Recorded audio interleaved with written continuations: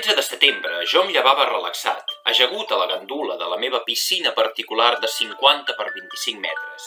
Em disposava a fer uns quants forats en el meu camp de golf privat de 10 hectàrees, on hi arribo amb un carret elèctric, no fos cas que m'estressés. Era un matí idíl·lic, fins que un follet irlandès que habita els prats de trèvols i alguns boscos d'oms que m'he fet erigir i que no paga el lloguer, va agafar-me tot distret i em va robar el batut de coco que m'havia reservat. Maleït siguis, vaig pensar, et buscaré per tota la finca fins que et trobi i et trepitgi com un escarbat, criatura insolent. Els nervis i el sol que començava a repuntar m'omplien d'una mala llet que s'agreujava cada cop que contemplava en tancar els ulls la silueta d'aquell lladre impertinent que feia un any que perseguia. Vaig mirar de calmalesma amb un esmorzar clàssic per sortir del pas, el primer que vaig trobar. Un pot de caviar, sorbet de gambes, dauets de llagosta marinada amb torrades de pa de pastanaga i un batut de mango i litxi. I vaig engegar la tele per entretenir la ment i mirar d'oblidar la situació. Però la imatge i el discurs que hi feien em van tornar a despertar les ganes de sortir al carrer esquarterejant. Ursula von der Leyen, la presidenta de la Comissió Europea, en l'anunci d'objectius del 2023, pronunciava les següents paraules abans de l'aplaudiment unànim i assajat del teatre on feia les declaracions que en diu en Parlament.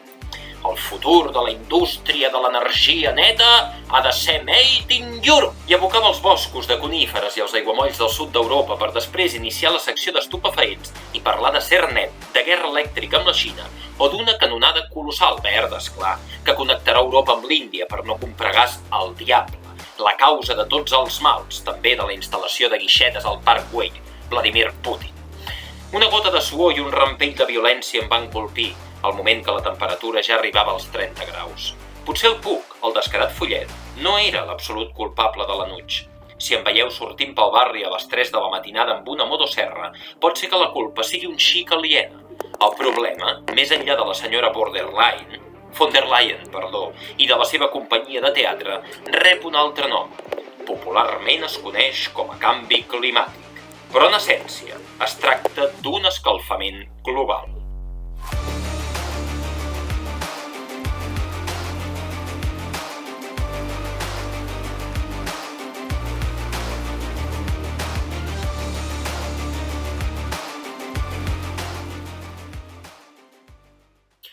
Però què és l'escalfament global? El veiem a diari, a les pseudonotícies, als discursos, al clatell del molt honorable senyor Antoni Brufau, president de Repsol, i en el temps lliure, si seguim tots els discursos, activista radical pel clima. Ens l'empassem als informatius, a les novel·les, als fusells dels que eliminen animals per divertir-se, que esclar, fan una labor mediambiental de primer ordre. I a les tasses de cafè, que asseguren que els grans en qüestió els recull una mà d'obra excel·lentment tractada. Nens i nenes que aprofiten per aprendre i per formar-se i que fan mitja jornadeta, res, 12 hores. Però hem anat cap a l'essència.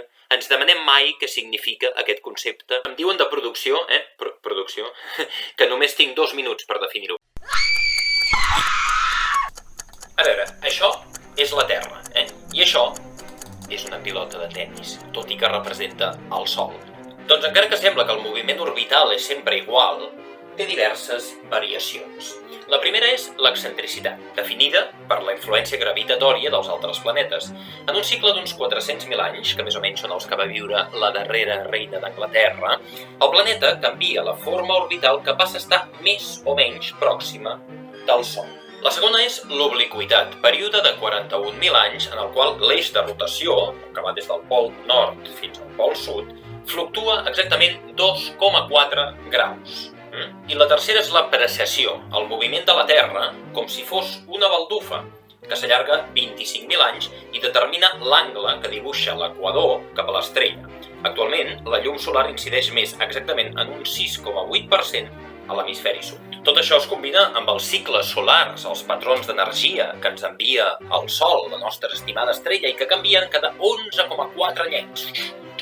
El darrer mínim d'activitat de la nostra estimada estrella, per exemple, va coincidir amb un període més fred a la Terra, que va tenir un dels seus episodis entre l'any 1650 i 1700, el que es coneix com a petita edat de gel. Aquests dos factors, canvis de posició i d'energia, sumats a les erupcions volcàniques i als incendis forestals, provoquen alteracions climàtiques a escala de molts milers d'anys. Però l'augment exponencial de les temperatures en el darrer segle i mig, que és en global ja de 1,2 graus, sols pot explicar-se per factors humans.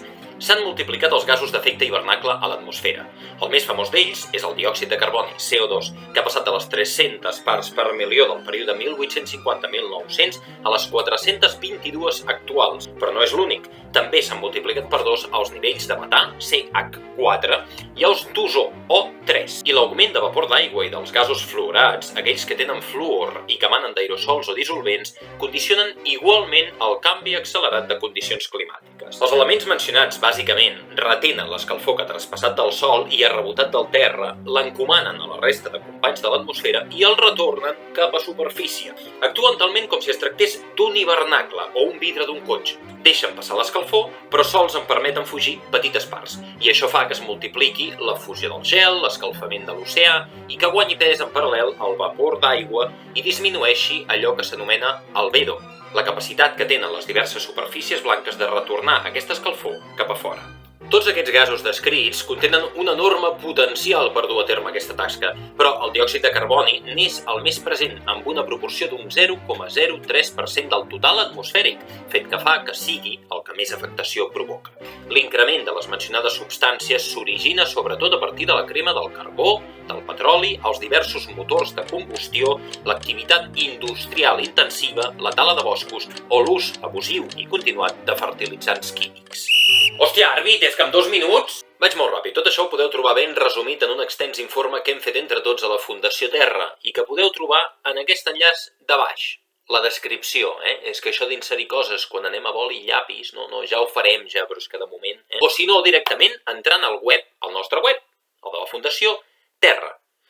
Ens hi va la vida, la supervivència i la no destrucció dels hàbitats de múltiples espècies. Per canviar les coses hem de comprendre molt bé, tornar als orígens i buscar l'arrel. La resta és, com sempre, modificar la mentalitat i aplicar un petit canvi de xip. I si pot ser, de governants.